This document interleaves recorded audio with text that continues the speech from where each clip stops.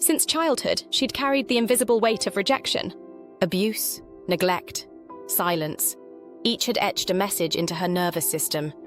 You are not wanted. You are wrong. You are too much. And so she lived from a place of defense, always bracing for impact, always preparing for someone to leave. Therapy helped, but only on the surface.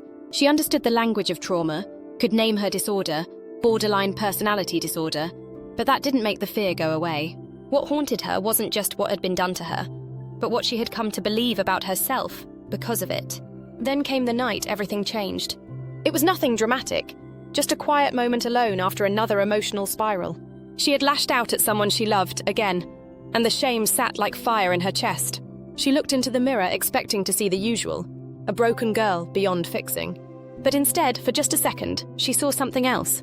Her eyes looked exhausted, yes, but underneath the pain was a softness, something ancient and pure. It startled her. That glimpse felt like the moment a storm briefly breaks to reveal a patch of blue sky.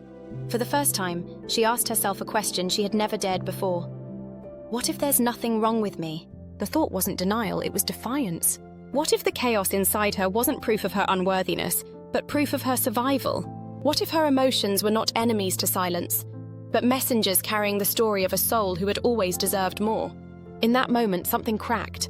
Not in a breaking way, but like ice beginning to thaw. She saw the truth. Her body had been primed for war, her mind trained for survival. But her heart had always just wanted to love. That beautiful, innocent desire was never broken.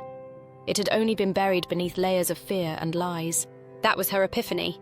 She realized healing wasn't about becoming someone new. It was about uncovering who she was before the world told her she was unworthy. She wasn't bad. She wasn't crazy. She was hurt. And underneath all the pain was something sacred, her true self. Worthy, loving, and still here. That night, for the first time in decades, Alina didn't cry from pain. She cried from relief. She finally understood. Her feelings lied. But her soul never did. And that changed everything. And the same change is possible for you. Understanding our emotions is vital. First, recognize feelings as messengers, not enemies. Second, embrace the truth that everyone has a sacred self. Third, healing is uncovering your true identity. We encourage you to reflect on your own journey. Take time for self-care and connect with supportive resources. Remember, your true self is loving and worthy. Remember, your soul always speaks the truth,